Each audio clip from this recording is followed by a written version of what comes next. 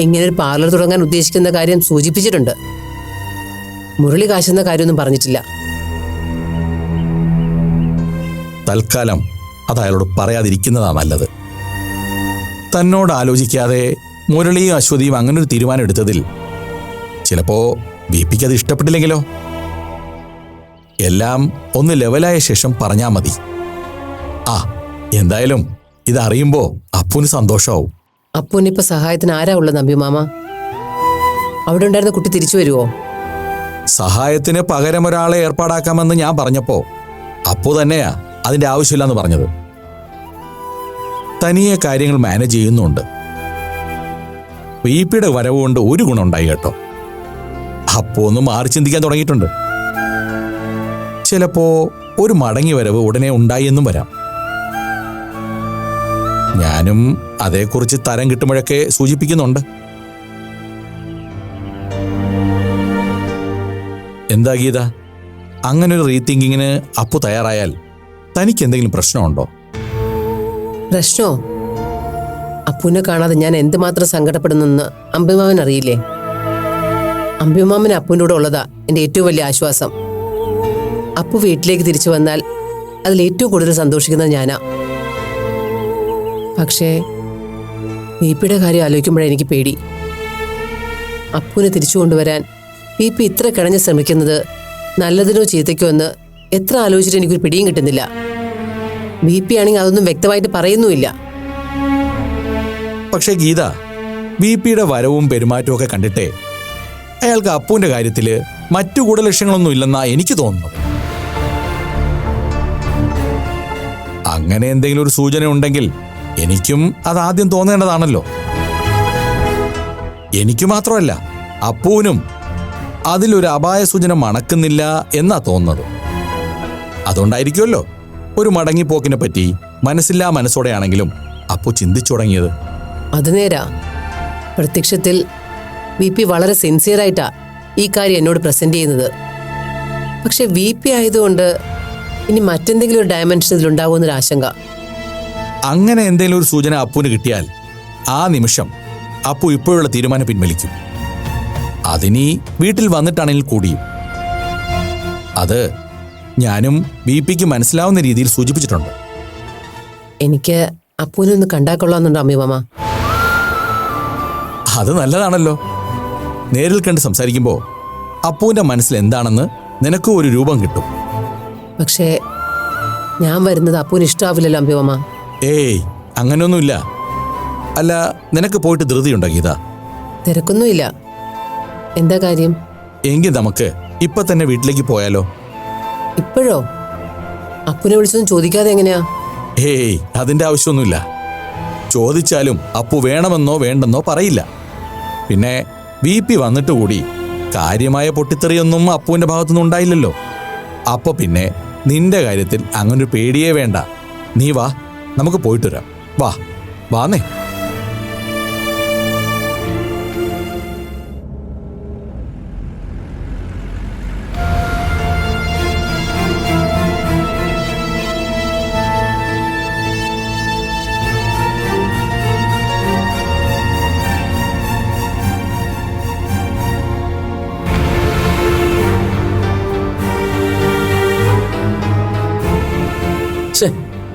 ഈ അമ്പിമാമൻ എന്ത് പണിയായി കാണിച്ചത്?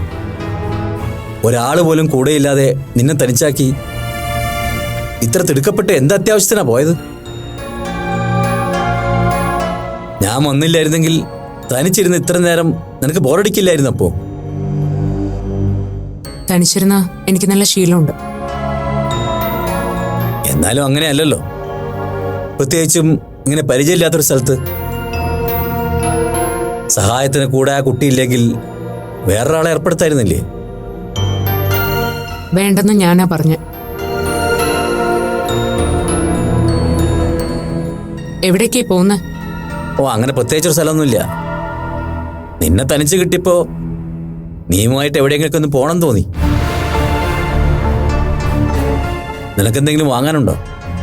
ഐ മീൻ ഡ്രസ്സോ ചപ്പൽസോ കോസ്മെറ്റിക്സോ അങ്ങനെ എന്തെങ്കിലും? നോ, എനിക്കൊന്നും വാങ്ങണ്ട. എന്നാ പിന്നെ നമുക്ക് എവിടെയെങ്കിലും കയറി നല്ല ഭക്ഷണം കഴിച്ചാലോ? വേണ്ട, എനിക്ക് താല്പര്യമില്ല. ദേ ചുമ്മാ ഇരിക്കപ്പോ, നിങ്ങൾ ജാട കാണിക്കാതെ.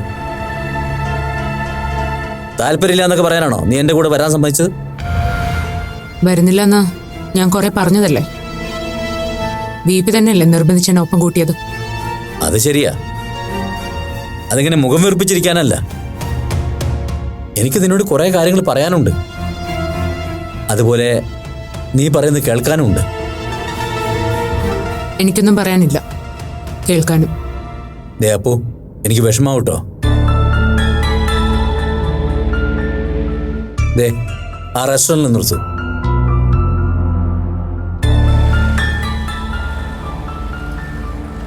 വാപ്പോ, നമുക്ക് കുറെ ജ്യൂസ് കഴിക്കാം. ആ ഒന്ന് വാടോ, ഒരു ജ്യൂസ് കഴിക്കാനല്ലേ ഞാൻ വിളിച്ചുള്ളൂ. അതിനെങ്കിലും താൻ എനിക്കൊരു കമ്പനി താ. വെയിറ്റ് ചെയ്യൂട്ടോ. ശരി സാർ. വാപ്പോ.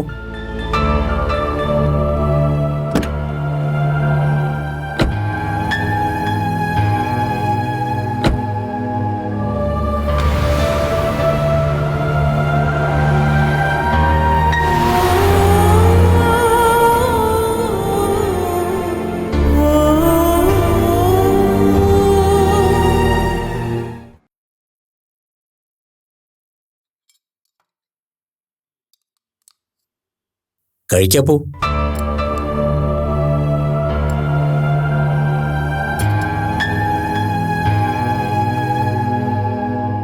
എന്താ നീ ആകെ ഗ്ലൂമി ആയിരിക്കുന്നത്? എന്നോടൊന്നും സംസാരിക്കാനില്ലേ? നമുക്ക് വേഗം തിരിച്ചു പോവാം. അമ്പിമാമൻ തിരിച്ചു വന്നിട്ടുണ്ടാവും. അതൊന്നും സാരമില്ലെന്ന്. അമ്പിമാമൻ അവിടെ വെയിറ്റ് ചെയ്തോളും. വന്നാ നീ അവിടെ ഇല്ലെന്ന് അറിഞ്ഞ് വിളിക്കുമല്ലോ. അപ്പൊ നമുക്ക് തിരിച്ചു പോവാം.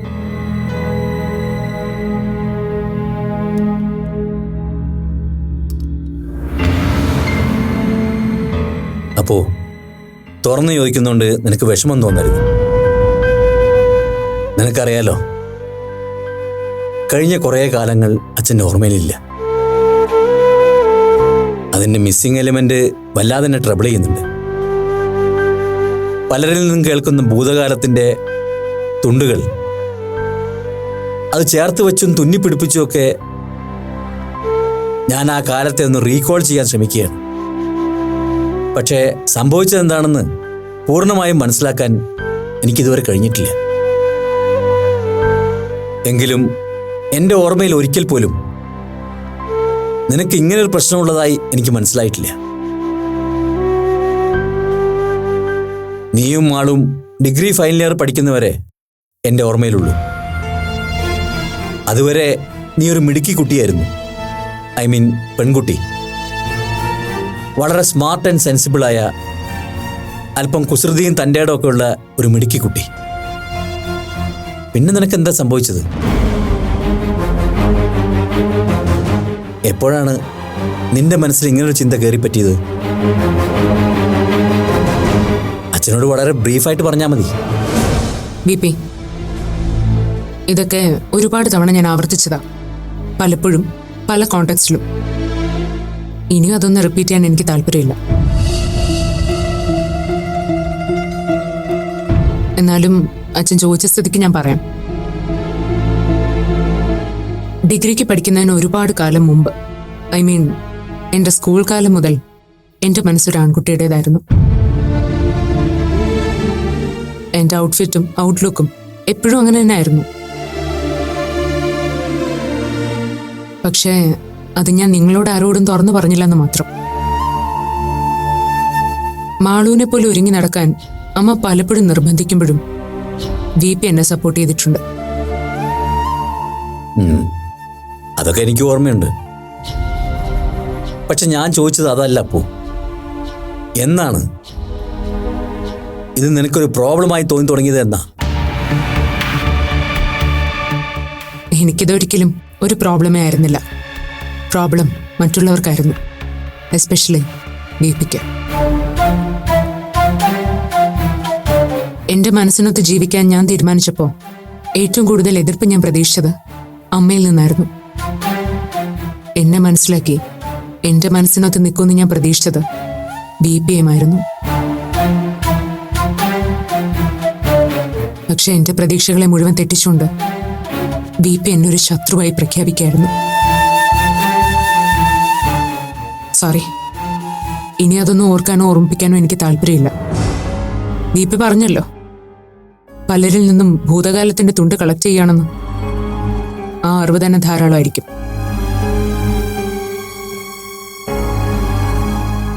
ഇതറിയാനാണോ BP എന്നെ കൂട്ടിക്കൊണ്ടുവന്ന്? ഒരിക്കലും അല്ല. പലപ്പോഴും ഇക്കാര്യങ്ങൾ നിന്നോട് ചോദിക്കണമെന്ന് വിചാരിച്ചതാ.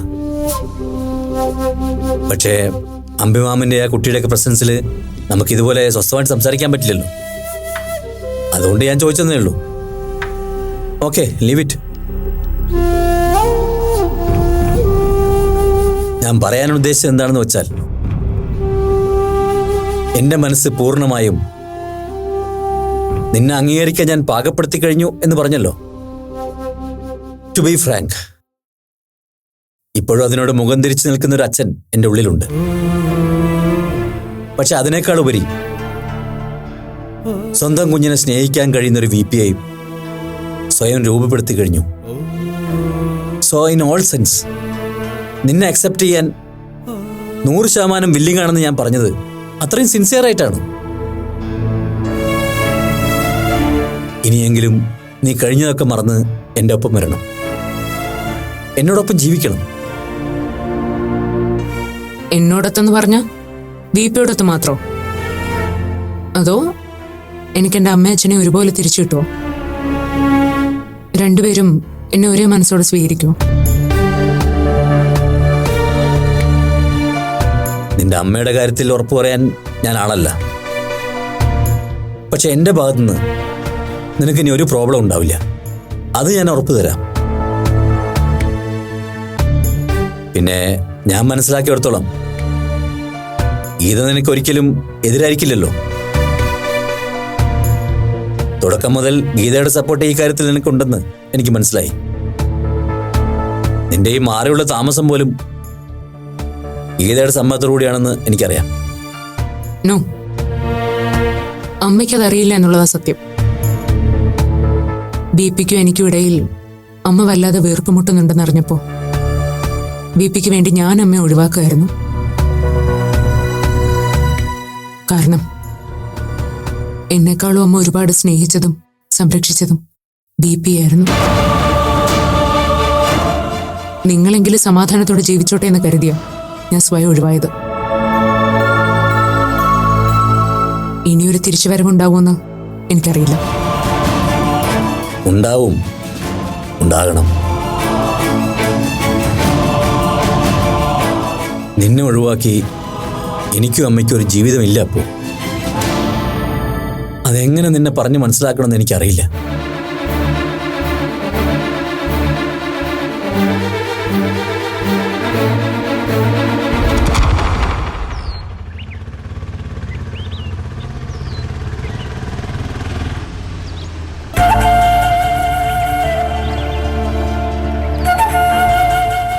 എത്രയായി? 50 രൂപ.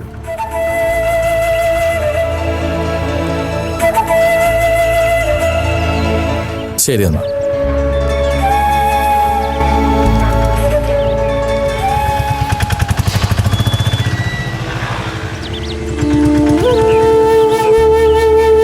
എന്താ അവിടെ തന്നെ നിന്ന് കളഞ്ഞത്? വാഗീത. അല്ല അമ്പിമാമ, എന്നെ കാണുമ്പോ അപ്പു. ഓ, അപ്പു എന്തു പറയാനാ? താൻ ഇങ്ങനെ പേടിച്ചാൽ എങ്ങനെയാ ഗീത? BP വന്നിട്ട് കൂടി അപ്പു വളരെ ഡിപ്ലോമാറ്റിക് ആയിട്ടാ കാര്യങ്ങൾ ഹാൻഡിൽ ചെയ്തത്. അല്ലേലും തന്നോട് വഴക്കുണ്ടാക്കേണ്ട കാര്യം എന്താടോ അപ്പുന്? താൻ വാടോ.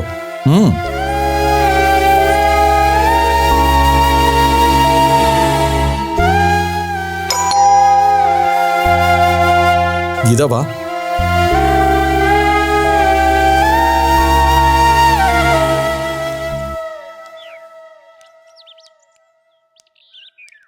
ആളിവിടെ ഇല്ലെന്ന് തോന്നുന്നല്ലോ. ചിലപ്പോ ഒറ്റയ്ക്കിരുന്ന് മുഷിഞ്ഞപ്പോ നടക്കാൻ ഇറങ്ങിയിട്ടുണ്ടാവും. അപ്പുവിനൊന്ന് വിളിച്ചു നോക്കാം അമ്പിമാമ. ആ, വിളിക്കാം.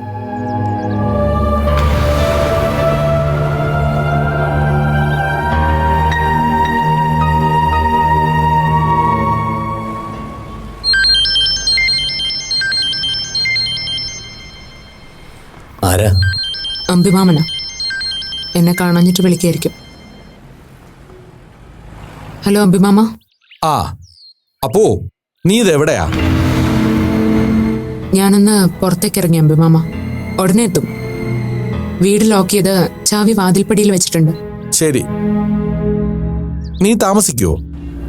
ഇല്ല, ഉടനെ എത്തും. അധികം ചുറ്റിക്കറങ്ങി നടക്കണ്ട കേട്ടോ, പെട്ടെന്ന് പോര്. ശരി. ശരി. ഞാൻ പറഞ്ഞില്ലേ ഒറ്റയ്ക്കിരുന്ന് മുഷിഞ്ഞപ്പോ പുറത്തേക്ക് ഇറങ്ങിയതാണെന്ന്. ആളിപ്പോ എത്തും കേട്ടോ, നീ ഇരിക്ക്.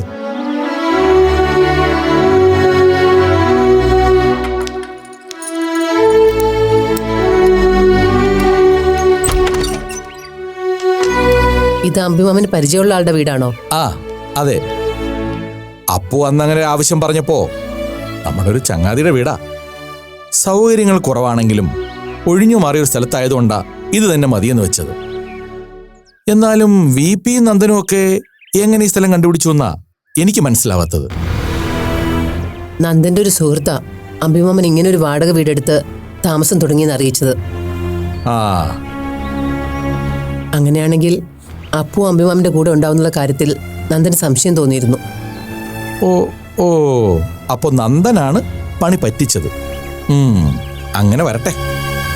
എന്നിട്ട് ഇതൊന്നും എന്നോട് പറഞ്ഞില്ല കേട്ടോ.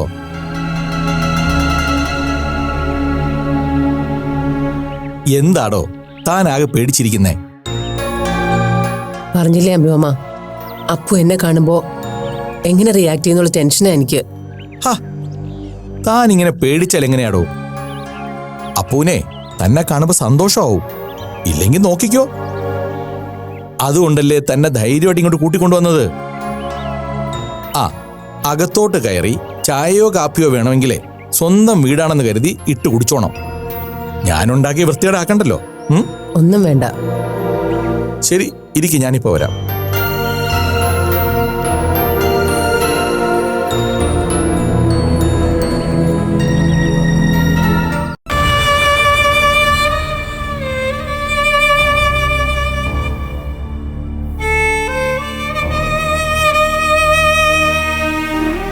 മമ്മി ഞാൻ ഇറങ്ങുവാണേ.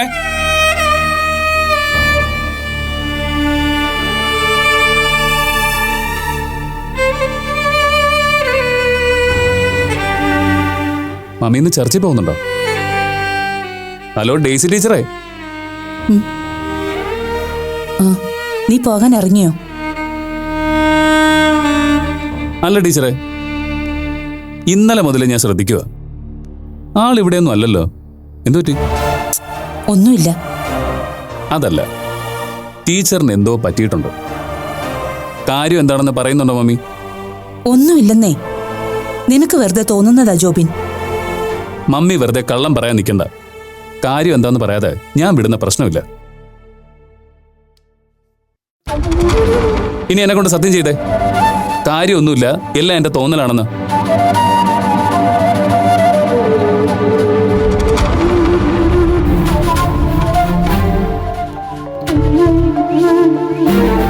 ഇനി ഒന്നും എന്നിൽ നിന്ന് മറയ്ക്കാൻ നോക്കണ്ട. മര്യാദയ്ക്ക് കാര്യം എന്താണെന്ന് പറഞ്ഞാൽ മതി. പറയുന്നേ. ജോബിൻ, കാര്യം അറിയുമ്പോ നീ വെറുതെ പ്രശ്നത്തിനൊന്നും പോകരുത്.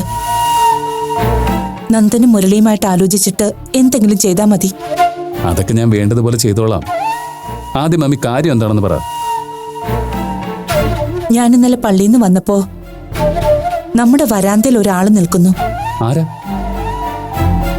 ഫിലിപ്പോസ് എന്ന അയാളുടെ പേര്. അന്ന് അപ്പുവിന്റെ കൂട്ടുകാരിയെ ഉപദ്രവിച്ച പയ്യന്മാരില്ലേ, ആ സംഘത്തിലുള്ള ഒരുത്തന്റെ അപ്പച്ചനാണെന്നാ പറഞ്ഞത്. അയാള് മമ്മിയും കാണാൻ വന്നല്ലേ? എന്നിട്ട്? നിനക്ക് അയാളെ എങ്ങനെ അറിയാം? എനിക്ക് നേരിട്ടറിയില്ല. പക്ഷെ അയാൾ ഇതുപോലെ മുരളിയങ്കിളിനെയും കാണാൻ ചെന്നിരുന്നു. എന്നിട്ട് അയാള് മമ്മിയോട് എന്താ പറഞ്ഞത്? മുരളിയെ കണ്ട കാര്യം അയാൾ പറഞ്ഞു. നേരിട്ട് കണ്ടു പറഞ്ഞിട്ടും കേസിൽ നിന്ന് പിന്മാറാൻ മുരളി തയ്യാറാകാത്തതുകൊണ്ടാ എന്നെ വന്ന് കാണുന്നതെന്ന് പറഞ്ഞു. എന്നിട്ട് എന്തായിരുന്നു അയാളുടെ ഡിമാൻഡ്?